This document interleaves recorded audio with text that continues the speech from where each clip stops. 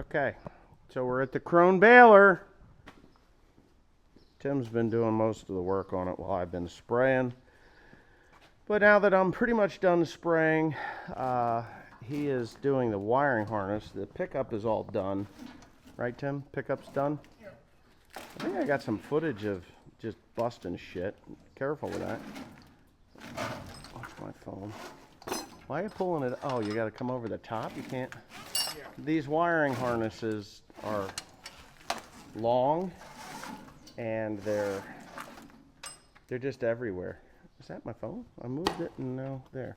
They're everywhere. Teresa's working on, what are you working on? That plug? I got the other one. The other side you did? Yeah. What I'm gonna do is I'm gonna get the impact gun and put a, Okay. I don't think you're getting it. I'm getting it. Oh. Yeah, I was gonna say, put the wrench on and get it up against something and then turn the screwdriver. I was doing that. So he's pulling all these wiring harnesses out. I am not interrupting what he's doing because they go everywhere. And he better remember how they go because I'm not dealing with this. So anyway, here's the new wiring harness. There's the new wiring harness. That was where he was working. That goes over the top to the other side. This goes to the front where Teresa is working. This goes all the way to the back of the baler. And over top. This one goes over the top of the baler. This side goes over the top of the baler, right? Yeah, this one goes over top. That goes to the back. This goes to the back of the baler. That does another outlet plug and probably It's lights maybe, or the sensor for the tailgate. There's a lot of wires on this thing and they're long. I mean, these things are probably 40 feet long. They're thousands of dollars, literally thousands of dollars each. They sent us another one in here, which I don't need. So I'm gonna send that back. There is a pile of parts that are gonna go back because they're not for this baler and they're not for this baler, so what the hell am I gonna pay? I paid $42,000 for these parts, and we just put another $5,000 in more parts, and I'm probably still short on parts. So, anyway, Tim, get your impact gun or whatever, and you know, something to take those screws out. I can help her with that. It's a flathead. It's a flathead. You got a flathead end on that? You got one side out? Yeah. Okay, good. Well, he's going to help you with the other one. Put the bolt on the back, or the wrench on the back of the nut. So what I'm doing is I'm running or making new grease lines for everything. These go and they grease the header. There's a bank here, and they come from the other side, way over here. Way over here. Hey, I think that's Dad coming. My dad's had his wings clipped. He's not supposed to do much, and you know, that's just the way that is. So I had to make these three here. These are okay because they go over here and they never got burned. The majority of the stuff, the fire was on the other side. And yeah, but this is all new. The whole head is new. We're thinking about selling the damn thing now. It'll be all brand new. Everything, VFS bearings and everything. That's where the money was at, $5,000 in that. Well, here comes the old man. Still kicking. Alright, so we are at full sun. The sun is directly above us. It's about 1 o'clock in the afternoon. Might be 1:30, something like that. And what I'm looking for here in this cornfield, it's just starting to tossle out now. It looks like these stalks are going to throw 2 ears. Yeah, they're going to throw 2 ears.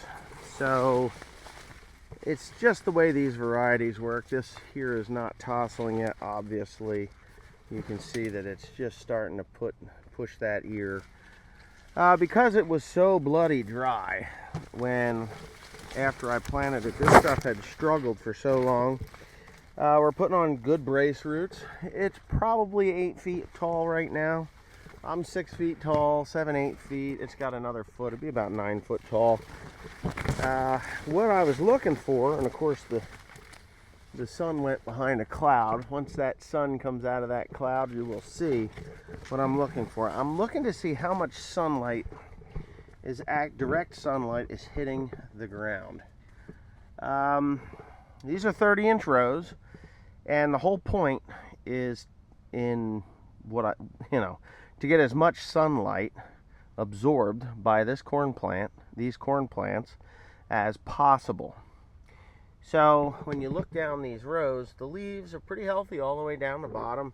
There's no more of that potash deficiency showing. I've got a short stalk there. Of course, that's not getting the full sunlight. Here's a little sucker plant that didn't sprout on time. These things all have to sprout up at the same time, but that stalk there will be a mute. So what I'm looking at, because here's the sun, what I'm looking at is probably an 80% coverage of direct from the top sunlight. 80% coverage. We had an 1.5 inches of rain yesterday, and it's now 80, 90 degrees. This is a mud ball, okay? An absolute mud ball. It is wet. We got the moisture, but the soil is cool. I don't have my thermometer. You really want that soil to be below 80 degrees. 80 degrees, that's when the biology starts getting lazy. Now, because I got a couple of sucker plants here, this plant, it might produce something, but this one here certainly is not. I'm going to rip it out and see if we got any worm activity here. We definitely should if we don't, but this guy is just robbing nutrients from the plants around it. They don't. Well, we got some mycorrhizal fungi in there. Let me pull this to the top. You can see it right there. That's actually the seed. That's the seed. That's not fungus. Right there, that's seed. The rhizospheres are good. Nice crumbly soil, dark soil. Great. So that's all that plant is. It's just garbage. Now, if I grabbed one of these big boys here that's tossling and putting on ears, I probably would break it off before I was able to rip it out of the ground. This is deer damage.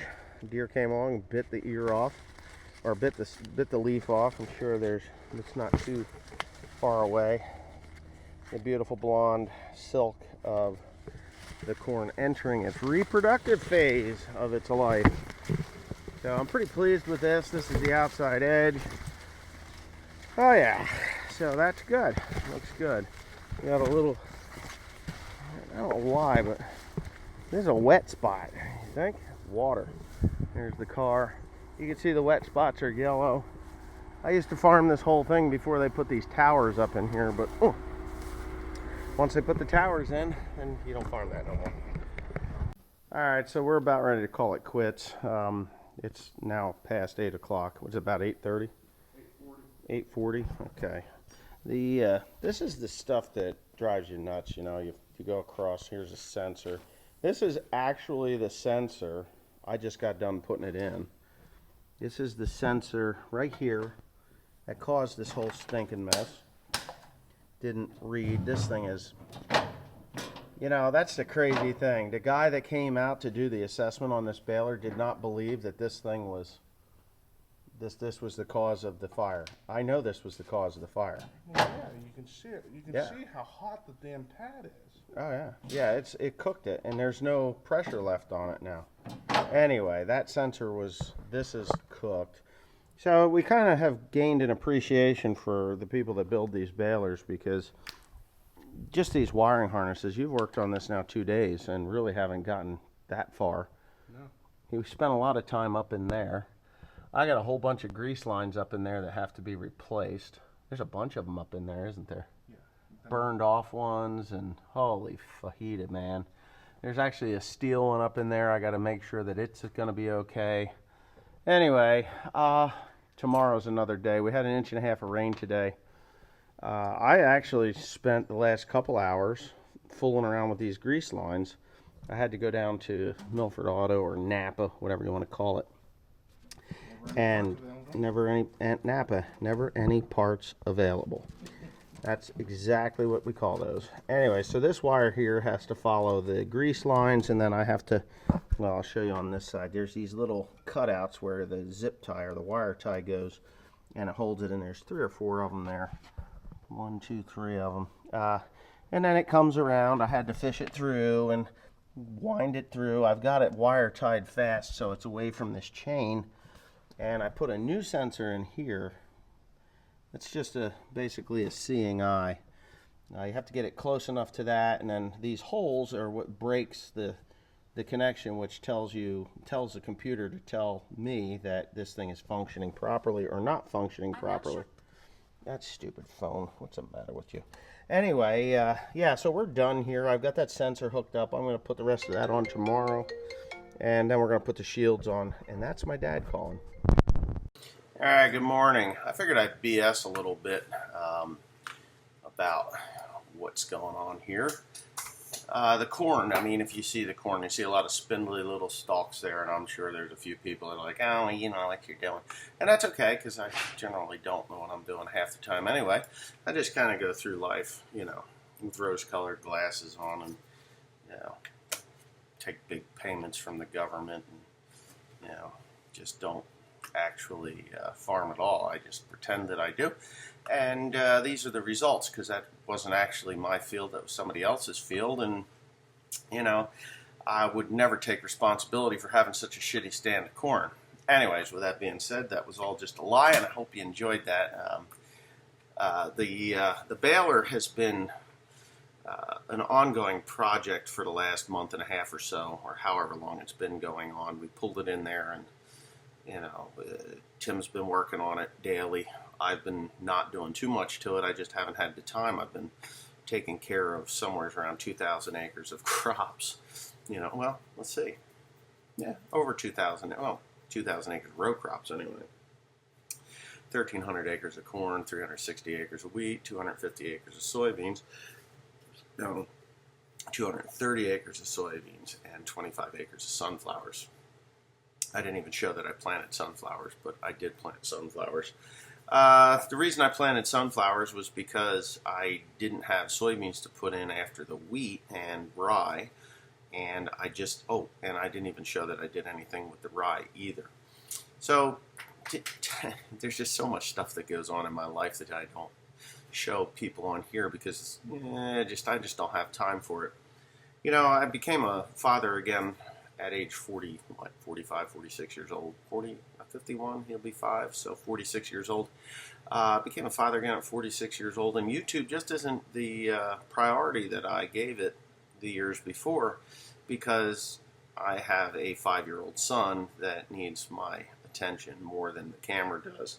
Now, I know that there's some people out there who are like, oh, well, your videos suck in the last few years anyway. Well, they do, because I just don't have the time to dedicate to the YouTube world what I did before. You see, I just found that it's more important to take the time that I would take to actually make these videos more enjoyable to the general public. It's just time well spent with my son and my wife. You know, we have a great time. And, you know, there's all these criticisms and critics, and, you know, I've been on here since 2008. And I've accomplished more than I ever expected to accomplish on here, and it's fine.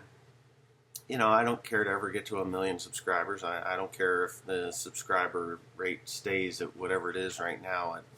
I don't even know. I have no idea what it is right